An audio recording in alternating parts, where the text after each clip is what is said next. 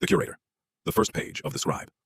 The Curator wasn't looking for an apprentice. He was looking for someone to prove he was still a good man. By the time I met him, I had erased thousands of timelines, thousands of impossible futures. The archive had become quieter. Not because reality was healing, because there was less of it left to save. Every book I removed left another empty space on the shelves. That frightened me more than anything. Not the collapsing worlds, not the endless darkness beyond the archive. The fact that I no longer mourned them. I had become efficient, and monsters are always efficient. Then one day, someone walked into the archive. A young man, no older than 20, dark hair, ink-stained fingers, a leather journal tucked beneath his arm. He wasn't afraid. He simply looked around in amazement. "So," he said quietly, "this is where forgotten stories go."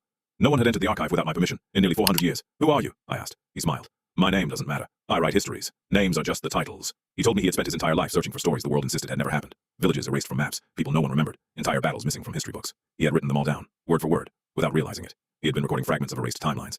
He shouldn't have been able to. Yet somehow, he remembered them. Not like Elliot Hart would one day remember. This was different. The stories found him. I should have erased him. Instead, I offered him a place in the archive. "You wish to preserve history?" I asked. "Then help me preserve what remains." His eyes filled with wonder. He accepted without hesitation. From that day on, he became known only as the Scribe. Years passed, while I judged which timelines could survive. The Scribe recorded every life before it vanished, every erased child, every forgotten city, every impossible future. He believed that if someone wrote their story, then somehow they were never truly gone. For the first time in centuries, the archive felt alive again. Sometimes we even laughed. He became the last friend I would ever have. Then everything changed. One evening, the Scribe entered the hall of empty shelves carrying an old journal. "I found something," he whispered. Inside were hundreds of sketches. A young woman, always the same face, always carrying a notebook, always wearing a green jacket. Beneath every drawing was the same name, Lila Morgan. The dates made no sense. Some came from centuries in the future, others from timelines I had already erased. The Scribe looked at me with genuine excitement. "I think she's creating timelines faster than you can erase them." I didn't answer, because for the first time, I wasn't afraid of Lila. I was afraid of hope. If even one erased timeline could leave behind evidence, then perhaps I had been wrong all along. Perhaps nothing was ever truly lost. The Scribe smiled. "We don't have to erase them anymore. We can save them." For one brief moment, I wanted to believe him.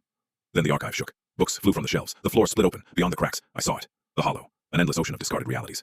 Hands reached from the darkness. Millions of voices cried out at once. Not screaming, begging.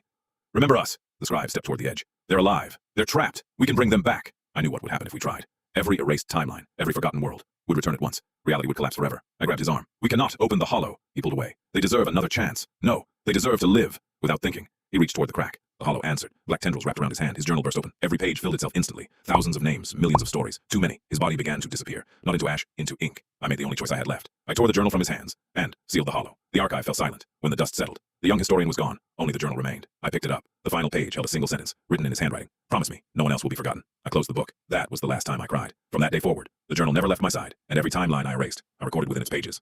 Not because I still believed they could be saved, but because somewhere, buried beneath centuries of impossible choices, a small part of the man I used to be was still trying to keep his promise. And although the world would one day know him as the Scribe, no one would ever learn the cruelest truth of all. The Curator had spent centuries trying to make sure his only friend was never forgotten.